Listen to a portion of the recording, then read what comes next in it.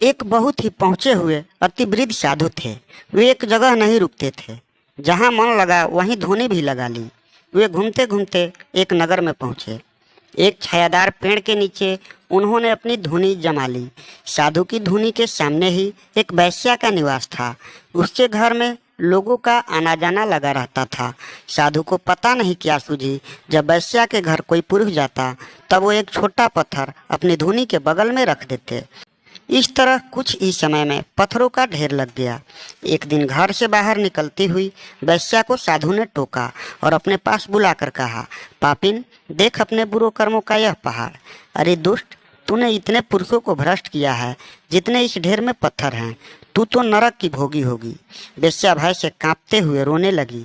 साधु के सामने पृथ्वी पर सिर रखकर गिड़गिड़ाते हुए बोली, महाराज, मेरे पापों से उद्धार का मार्ग बताएं, मैं अक्षरता उसका पालन करूंगी। साधु अत्यंत क्रोधित स्वर में बोले, तेरा उद्धार तो हो ही नहीं सकता, यहाँ से भी चली जा। तेरा मुख देखने के कारण मुझे आज उपवास करके प्रायश्चित करना पड़ेगा। वेश्या दुखित हृदय के साथ वहां से चली गई।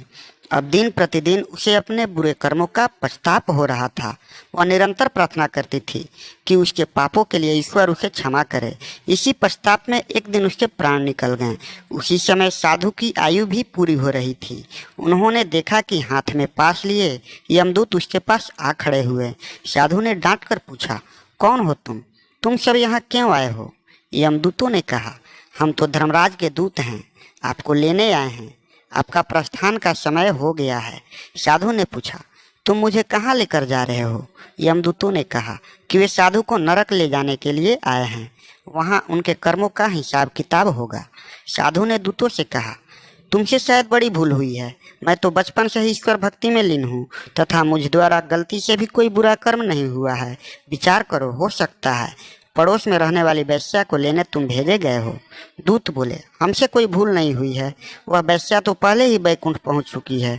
आपने बहुत तपस्या की है, परंतु वैश्या के पापों की गिनती करते हुए आप निरंतर पाप चिंतन ही तो किया करते थे और इस मृत्यु काल में भी आप पाप चिंतन ही तो कर रहे थे। अतः आपको अब नरक की तरफ ही प्रस्थान करना है। आपके पाप पुण्यों का निर्धारण यमराज करेंगे। साधु के बस की अब बात नहीं थी।